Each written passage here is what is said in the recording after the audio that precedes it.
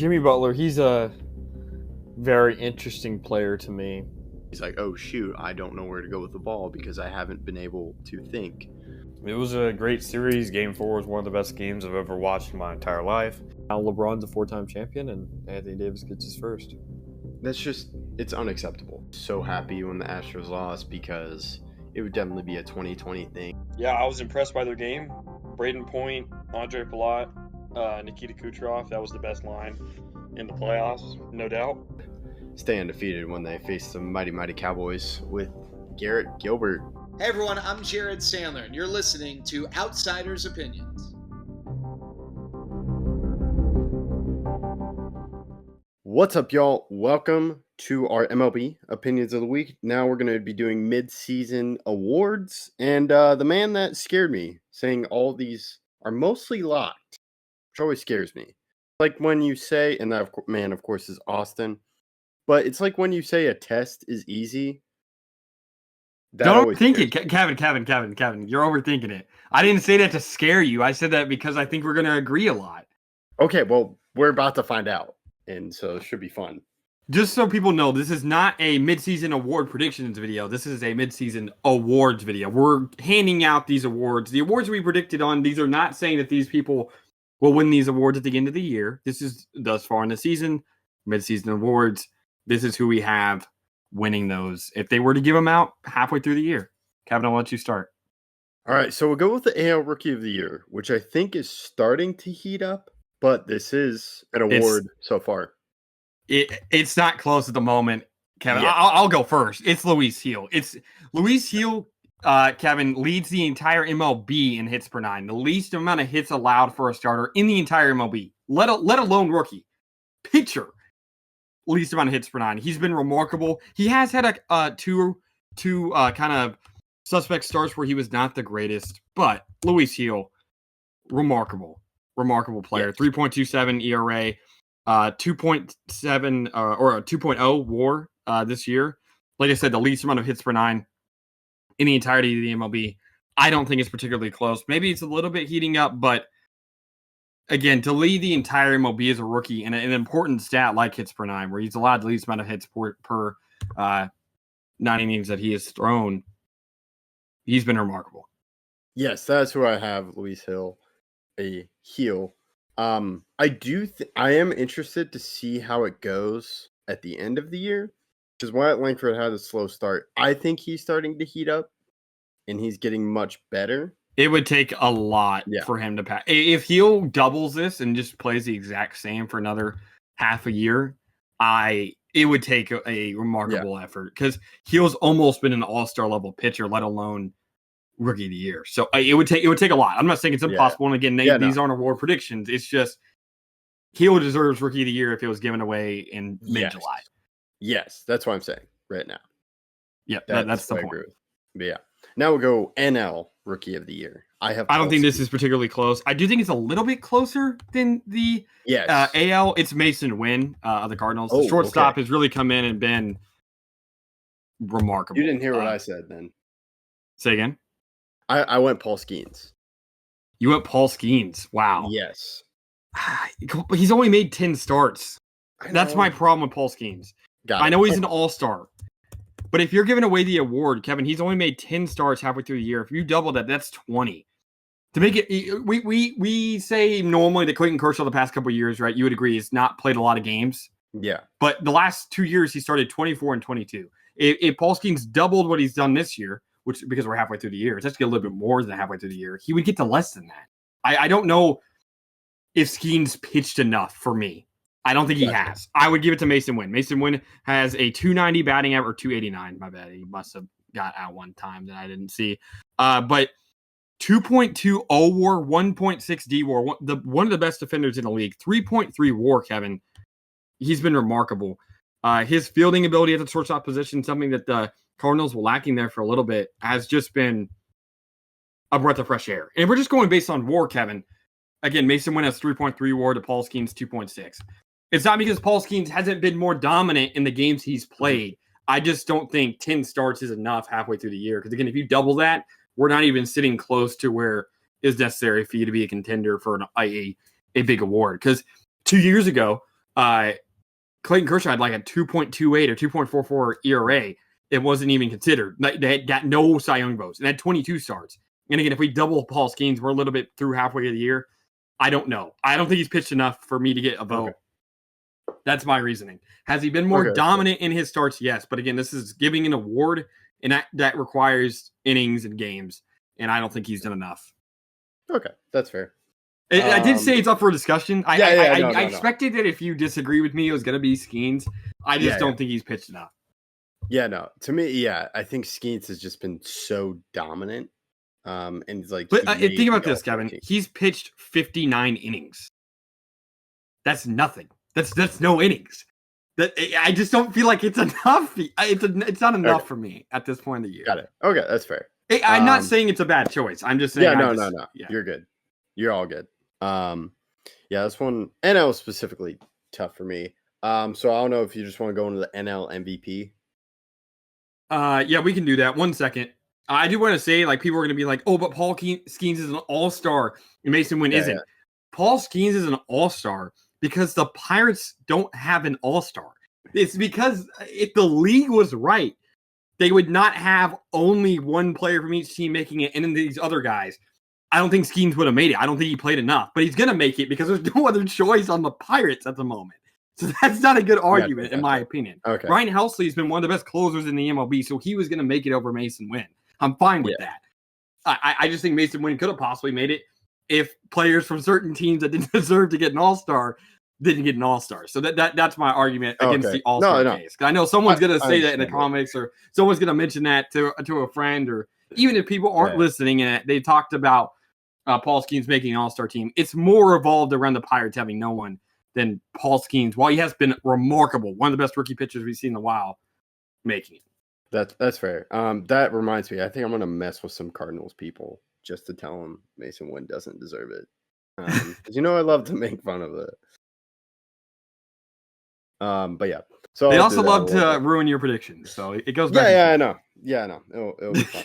But they did give me a World Series with Jordan Montgomery, the legend. But let's go to the NL MVP. This is the one that I struggled on the most. It really was between two players. Those two players being Ketel Marte and Shohei Ohtani. It's really, really hard for me to give an MVP to a guy who doesn't play in the field. It hurts my brain. I think you should be capable of playing in a field to win an MVP. And Shohei usually does that. He usually does, just not this season. And so I went with Ketel Marte. Ketel Marte is a little bit less WAR, but he's been a great, great player in the field and also a remarkable hitter. He's so far above the best player on the Diamondbacks this year. He's single-handedly keeping them in sort of the race at a 45-46 record. In a year where Corbin Carroll has a 77 OPS and a lot of players aren't playing like they should have been, whether it's Jordan Montgomery's a 6.44 ERA or some other guys, Ketel, I think, is the most valuable player. Again, we're talking about value. I think it is easily, in my mind, Ketel. Ketel with 1.3 D WAR, 3.2 O WAR, and again, the Dodgers have so many guys, and Shohei Ohtani doesn't even play in the field. I would give it to Ketel. I understand the Shohei. You're probably going to give it to Shohei. Yeah, I think if I had to vote, it's definitely Ketel. Yeah, I also did consider Bryce Harper. There's too many good pitchers on the Phillies at the moment. Again, it's most valuable. It's not the best player of the league award, Kevin. That's why There's three other MVP candidates. I was thinking of Mookie and Freddie, and then I got to Shohei. Shohei doesn't play the field. His hitting stats they're definitely better than Ketel's, but they're not. Ketel is doing so much on defense. I think he makes more than up for that. So I think Ketel deserves it. Yeah, you make a good point with Ketel. I go Ohtani just because hitting-wise, his OPS is second to Judge. But again, there's so many other players on that team that are also hitting insane at the moment. He's not the only guy on his team hitting over 300, Kevin, let alone have an OPS that's really high. Yeah, that's fair. Actually, I think I'm wrong on that stat. I don't know. Oh, okay. Oh, I think I'm looking at the wrong thing. I was looking at MLB.com, and he is not the second best. That's Gunnar Henderson in OPS. Oh, that's also American League. So yeah, Ohtani is second to OPS. That's my bad. But yeah, I understand what you're saying. I just think Ohtani's still delivering hitting wise. I'm not And saying he's not delivering, Yeah, I Kevin. know. I'm saying he's not the most valuable player. That's the argument I'm making. Okay. Is that my argument is that the Diamondbacks would have like 20 wins if Cattell did not play. If Cattell was horrible this year, I'd say they'd have 28 wins. They'd have so many less wins than being a 500 baseball team. While if the Dodgers didn't have Ohtani, the Dodgers are still the first place in their division or close to it. I'm not saying Ohtani's not remarkable. I'm saying he's not the most valuable player. Okay. Yeah. If this reminds me of a discussion we had last year, because I think, was I Acuna? Or did I was Acuna and you were Betts, correct? In the NL MVP? Yes. Okay. Yes. It was the same Yeah, similar because thing. So the fourth, like 3 of the top 5 guys were on the race last year for most valuable player. And this Dodgers team was worse last year than it was this year. It's just, and again, Cattell's by far the best player on his team. It's not even remotely close at the moment. And he's close to Ohtani overall in WAR. He's close. And he's significantly better, in my opinion. Again, most valuable player, not best player, most valuable. I think it's Cattell. Yeah.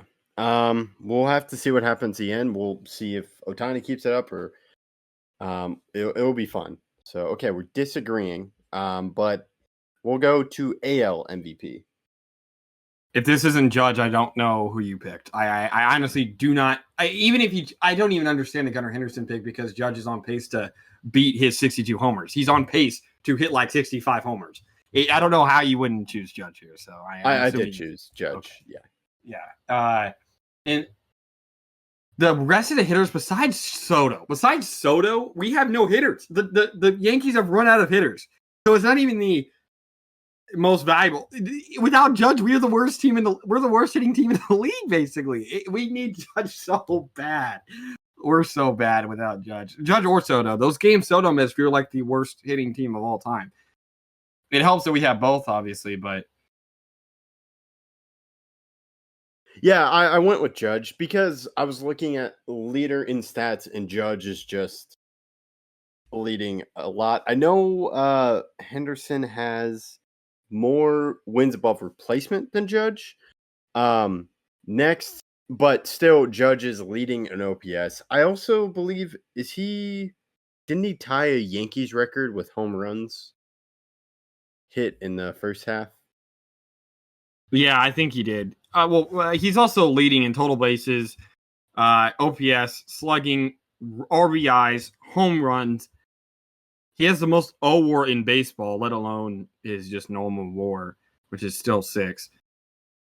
I think he's definitely most valuable. Yeah, and he really makes that offensive go. I know they do have Soto, and that's what you were talking about, but if he just has another impressive season, and he is also hitting 300 right now, which is impressive given what he does power-wise. Yeah, he's the best hitting power hitter maybe ever. It's really close to ever. It's really just like Barry Bonds or some of the other steroid users that are close. But yeah, so yeah, once I saw the stats, I was like, yeah, Judge. Now we'll go Cy Young, which I'm interested. Which one? Let's go AL. Tariq Skubal. I don't know if you have another choice, but it's probably wrong if you do. I went with the leader in a lot of the stats right now, and that's Seth Lugo. I like Lugo's been really good, but Lugo has here's my thing regarding Skubal. He has one of the lowest walk it's whip, which is walk plus hits versus innings pitch I've ever seen. It's 900 flat. It's 0.900. That is not remarkable. That is unheard of. And Seth Lugo's getting the benefit of great fielding. Skubal has 2.54 as his fielding independent pitching. 2.54. Lugo is 3.29, Kevin. Lugo is benefiting from a pitcher's park and better fielding, while Skubal is playing with much worse players and is playing some of the best, denying people from getting on base at all pitching I've ever seen. Okay. So when I look at Seth, he's leading WAR in pitchers. He has the highest earned run average in You mean the lowest? AL. Or lowest, yeah, lowest. He's at the high, yeah, it's my bad. And then he has the highest innings pitched. Trying to see, which I know goes against my argument with Skeens, but I know what the stats are saying for like Lugo leading a lot of other stats. You did bring up the walk and hits per innings pitched for Skubal. What is there something else that you think? It's fielding? fit. Like I Okay. said, it's the fact Okay, that he's playing with significantly worse fielders, and those fielders are just kind of dismantling his ERA. Again, his ERA should be 2.54 if he was fielding independent, while Lugo is not even close to 3.29. That's almost a single run. I think that when you look at dominance and who's been the better pitcher, I would definitely choose Skubal. Okay. All right. Now we'll go. Who's your NL Cy Young pick? Chris Sale. Okay, Chris Sale. All right. This is where I go with Ranger Suarez.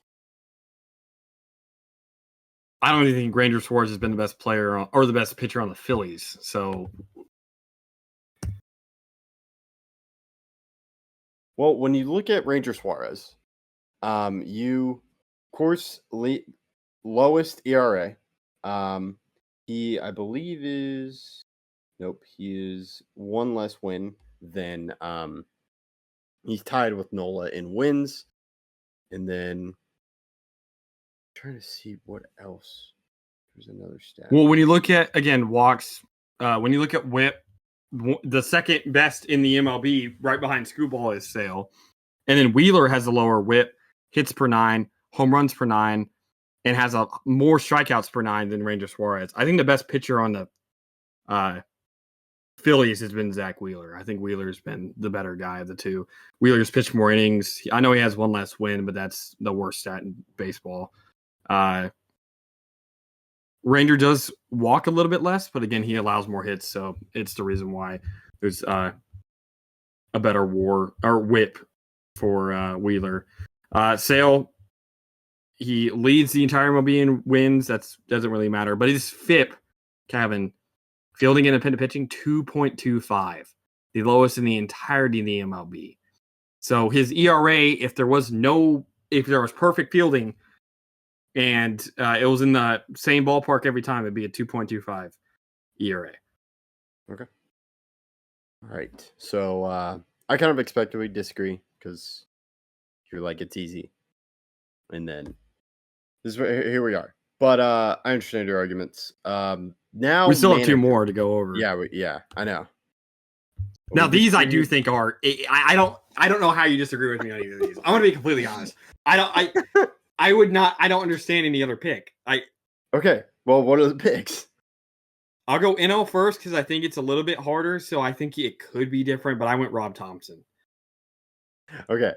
I went Pat Murphy. What's your argument there? I think given that they traded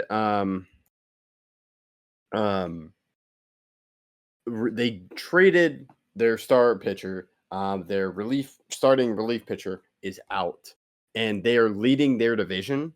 To me, that was like, and given everything, they lost Craig Counsell to the Cubs, and they have a better record than the Cubs. To me, he deserved it given what he's done with the Brewers in a situation where they're leading the division, and I expected them to be close to last in the division. Kevin, the Phillies have not won their division since 2011. And I don't think many people at all were expecting the Phillies to win the division this year. They thought that the Braves were going to run away with their division and that this was going to be another year that the Braves just run the NL. But the Phillies have the best record in baseball. 644 win percentage, 58-32. A remarkable record. They're 8 games up, or 7.5, on the Braves.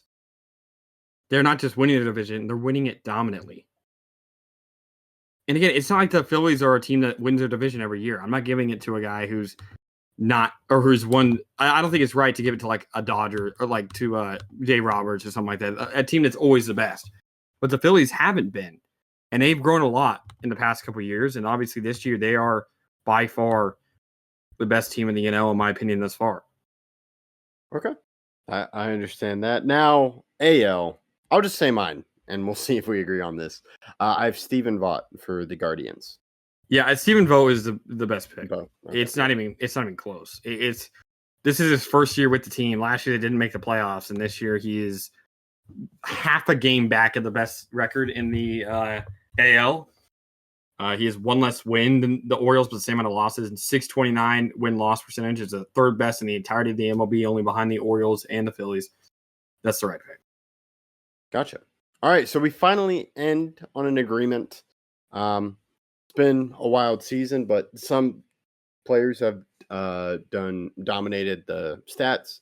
So we talked about those, and that's all I got. I'll toss this over to you to close it out. Yeah, thank you guys for listening. Please let us know. Were these picks easy? Did Kevin overthink them? Or did I overthink them and they're not as easy as I thought? Thank you again.